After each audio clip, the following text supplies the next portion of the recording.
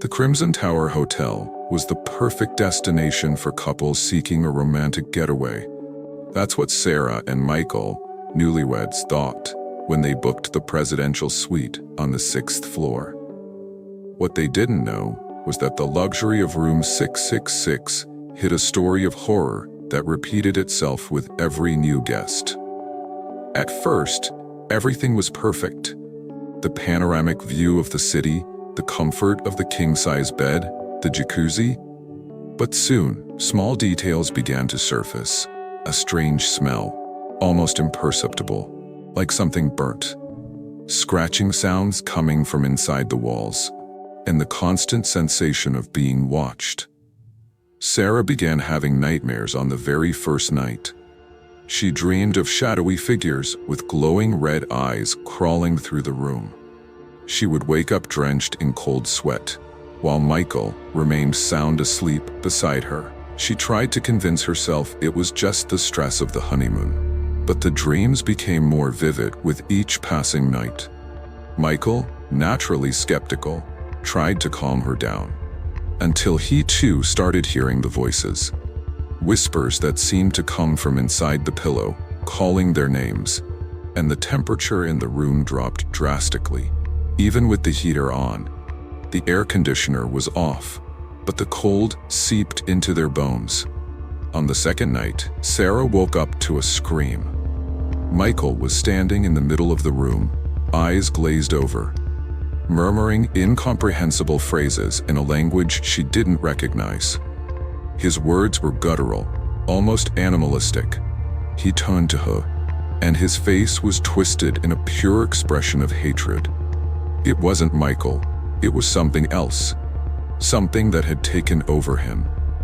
His eyes, once warm and brown, now glowed with a red, malevolent light. Sarah tried calling out his name, but he only smiled, a smile that didn't belong to the man she had married. Sarah tried to run, but the door was locked. The windows were sealed shut. Michael, or whatever was inside him, began to approach, grinning wickedly.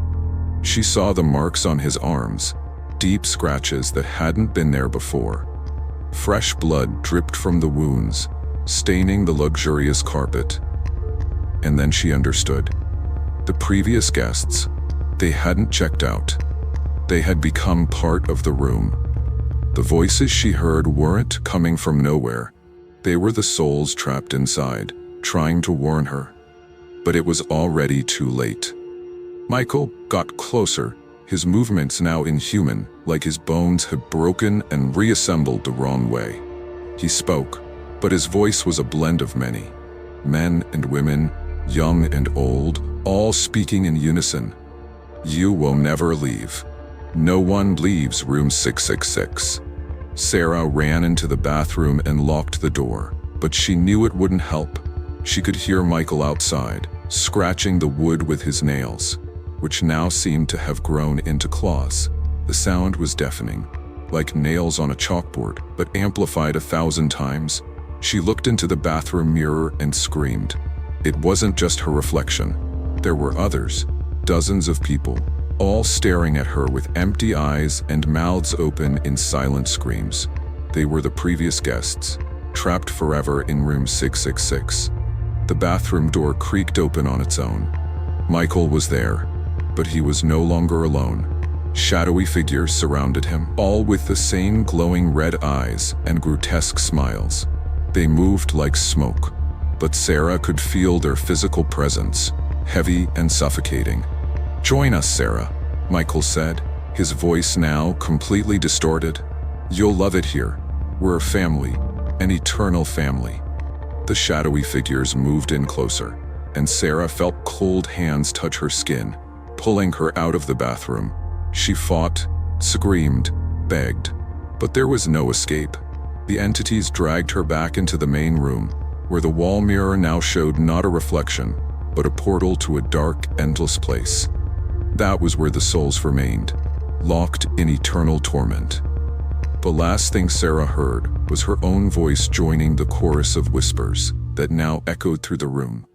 She had become part of room 666, Another lost soul in the hotel's macabre collection. Her physical body vanished, but her essence remained, forever trapped. The next morning, the cleaning staff found only Michael sitting on the bed, a vacant smile on his face. He didn't respond to questions, didn't move, just smiled. Doctors said it was a nervous breakdown, but the older hotel staff knew the truth. Michael had become the guardian of room 666. Sarah's body was never found.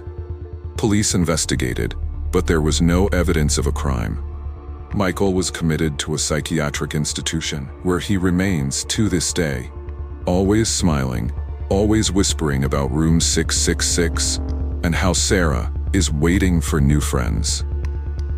Room 666 continues to be booked. Hotel staff say it's one of the most popular suites, always with a waitlist. They don't see the shadows moving in the mirrors. They don't hear the whispers.